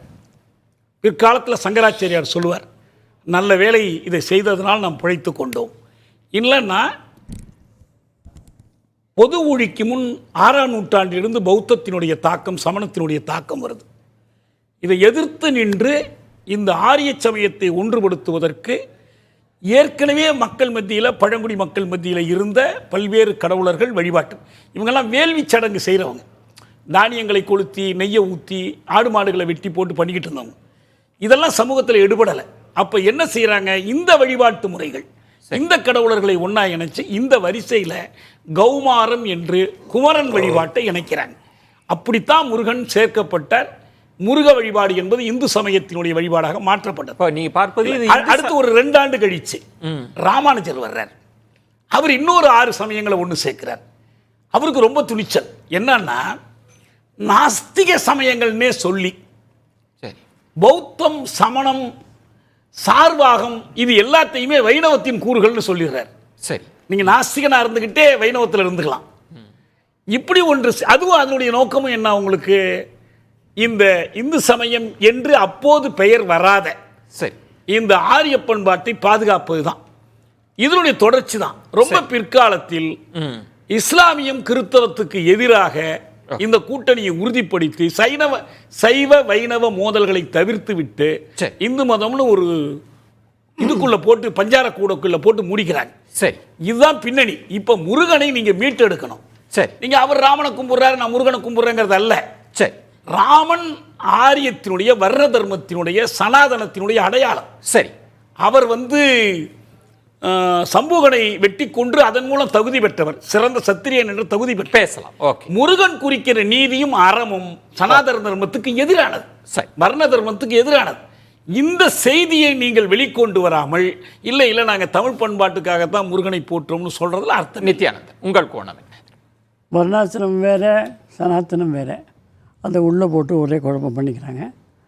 நம்முடைய ரகுவம்சம், குமார சம்பவம், சாகுந்தலம் இவையெல்லாம் சமஸ்கிருதத்தில் வந்த இலக்கியங்கள். அது நம்முடைய காளிதாஸ் இயற்றியது. குமார சம்பவம் என்பது முருகனை பற்றியது இலக்கியம், வேறு யாரை பற்றியும் இல்லை. அதனால் இது ஏதோ இவங்க எல்லாம் தமிழ்லேருந்து கபலீகரம் பண்ணிட்டு போயிட்டாங்க, அப்படி விட்டாங்க. இந்துங்கிறது என்ன, இந்துங்கிறது எப்போ பேர் இந்துன்னு ஏன் சொல்ல ஆரம்பித்தாங்க, வேறு ஒன்று வரும்பொழுது தான் அதுக்கு பேர் வரும். இல்லைன்னா அதை பற்றி பேரை பற்றி அக்கறையே இல்லை யாருக்கும். அது அவங்கவுங்க அன்றாட பண்பாட்டு வழிமுறை, அவங்களோட குடும்ப வழிமுறைகள் என்னென்ன இருக்கோ அதை அப்படியே ஒழுக்கத்தின் சீலராக வாழ வேண்டும் என்பதுதான் நெறியாக இருந்தது. வாழ்க்கை நெறியாகவும் குறிக்கோளாகவும் இருந்தது. அதில் பக்தியும் கலந்திருந்தது. சரி, வேண்டுமென்றால் வழிபடலாம், இல்லை என்றால் இல்லை. ஏனென்றால் உங்களுக்கு இந்த சாருவாகா என்றவர் எந்த காலத்திலேயோ வாழ்ந்தவர், அவரையும் முனிவர் என்று தான் சொன்னார்கள். ஏனென்றால் அவர் கடவுள் மறுப்பு. இப்போ நீங்கள் சொல்வது அப்படி பிரித்து பார்க்க வேண்டிய அவசியம் அல்ல. ஆமாம், அது மட்டும் இல்லை, ஒரு இந்து மதத்தின் அடையாளமாக பார்க்க, அவ்வளோதான், இந்து மதத்தினுடைய அடையாளம் மட்டும்தான். அப்புறம் புத்தக விற்பனை பற்றி சொன்னாங்க. நான் ஒரு திராவிட முன்னேற்ற கழகத்து கூட்டத்துக்கு போய் பாஜக புத்தகம் தான் வச்சுருக்கேன், வெளியில் வைக்க முடியுமா? திக கூட்டத்துக்கு போய் வெளியில் வைக்க முடியுமா? அதிமுக கூட்டத்துக்கு போய் வேறு கட்சியுடைய புத்தகம் வைக்க முடியுமா? மாற்று கருத்து உள்ளது. சரி, அது எப்படி நியாயப்படுத்த முடியும்? அதனால் வேண்டுமென்றே அங்கு ஏதேனும் ஒரு குழப்பத்தை ஏற்படுத்த வேண்டும், அமைதியற்ற ஒரு சூழ்நிலையை ஏற்படுத்தும் என்ற அச்சத்தினாலே தான் அவர்கள் இந்த அரசு சரியாகத்தான் செய்திருக்கிறது. நன்றி. அந்த விஷயத்துல இந்த அரசை நான் ஏற்றுக்கிறேன். நேரமின்மை மிகச்சுருக்கம். நேரமின்மை கேட்டதுக்கு மிகச்சுருக்கம். இஸ்லாமில் போய் தமிழில் வழிபாடு சொல்லுவீங்களான்னு கேட்குறாரு. ஏன் நான் சார்ந்திருக்கிற மதத்தில் என் பெற்றோர் உள்ள மதம் நான் கேட்குறேன். சரி, இஸ்லாம் இல்லை, எனக்கு என்னுடைய கடவுளுக்கு நீங்க யார் வாத்தியார் வேலைங்கிறேன். சரி, நன்றி. எனக்கு அடுத்தது டைம் இல்ல, நேரமின்மை பத்தி பேசல. தமிழ்னு வரும்போது, தமிழ்நாடுன்னு வரும்போது அவங்க பார்த்து எங்களுக்கு வாத்தியார் வேலை பிராமணர்கள் செய்யக்கூடாது. அவங்க சான்ஸ்கிரிட் பண்றதுக்கு உங்களுக்கு வேலை இல்ல.